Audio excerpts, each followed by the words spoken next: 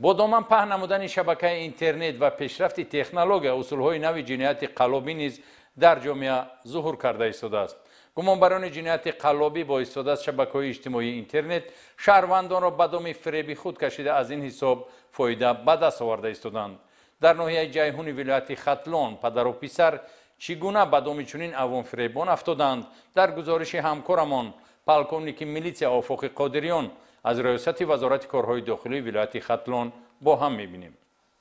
امروز با مسئله به دست آوردن مبلغ مفت جنایت پیشه و قلابان اینترنت از تمام راه و اصول و امکانیت‌های تکنولوژی نوین کمیونیکاسیونی استفاده می‌برند. از جمله وقت‌های آخر به شهروندان جمهوری تاجیکستان توسط تلفنی موبیلی از رقم‌های اپراتورهای داخلی و خارجی تماس گرفته خود را کارمند بانک و یا شرکت‌های موبیلی معرفی نموده رمزهای کارت بانکی را طلب می‌نمایند. ناوابسته از تاکیدهای همیشگی متأسفانه باز هستند شهروندانی که با مکر و فریب قلابان باور نموده مبلغ‌های زیادی خود را از دست می‌دهند. در اساس عریضه 2 نفر از ساکنان ناحیه جیهون شهروندان شامعدف سفر سالی تولدش 1963 و پسرش شامعدف ولی جان سالی تولدش 2000 و یک نفر ساکن شهر دوشنبه مسکینف ویسیدین سالی تولدش 1970 ضمن پیشبرد کارکردهای اپراتیوی جستجوی از جانب کارمندان میلیسیای ناحیه جیهون یوسف فهلیدین مرادعلیویچ سالی تولدش 1982 ساکن شهر دوشنبه ناحیه اسماعیل سامانی برای دست داشتنش در جنایت قلابی دستگیر کرده شد. یوسف فهلیدین با دمیتری نام شخص شهروندی فدراسیون روسیه توسط صفحه اجتماعی تلگرام آشنایی پیدا نموده عایدی از همیان بانک الکترونیکی شهروندان جمهوری تاجیکستان مبلغ پولی تصرف کردند و بعد به صورت حساب خود گذراندن آنها که از این 40% فایده به دست می‌آورد یک جای مصلحتی پیشکی کردند. حالت کل ما با دامون نوشناس زنگ می‌زدم کد شامل گرفتم اونجا با شخصانی که با من در تماس شدیدم با اول با روسیه با میگذارم باشون بعد اول مادر 40%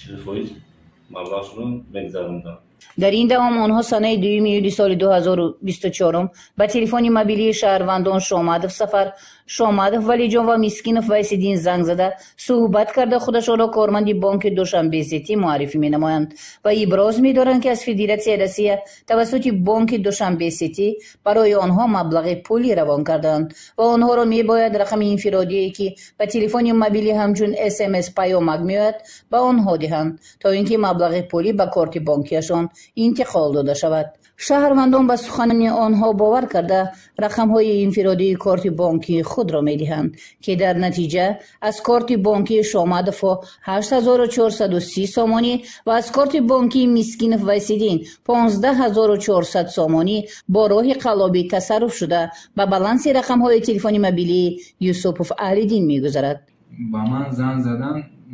شخصانی نامعلوم و ما گفتن که ما از شرکت دوشنبه سیتی هستیم برنامه شما 1,500,000 سامانی آمده است آن را باید به کارت شما گذارونیم نمره کارت را گویید. بعد من نمره کارت را گفتم نمره کارتم همین رقم ها است. بعد گفته که یک کد میاد اون کد رو گویید سوم در کارت شما میگذارد سوم کد رو که گفتیم بعد چند پس دیدم که کارت زربدکی رو شده بعد بعدا یک روز پس رفته کارت رو پیش متخصص رفته کارت رو بوی کرده دیدم که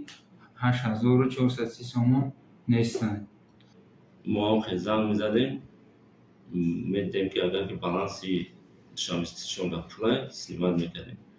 با این کردارشان این جنایت پیشگان به شهروندان ضرری مخصوصا کلان رسانیدند. عینی زمان نسبتی دستگیر شده یوسف فهلیدین در شعبه تفتیشاتی شعبه وزارت کارهای داخلی در ناحیه جیهون پرونده جنایتی با ماده 247 قسم 3 کدکس جنایتی جمهوری تاجیکستان آغاز گردیده تفتیشات ادامه دارد. وابسته به این حالت بار دیگر ریاست وزارت کارهای داخلی در ولایت ختلان شهروندان را آگاه می نماید که احتیاط کار باشند و به دام چنین خلابان نیفتند.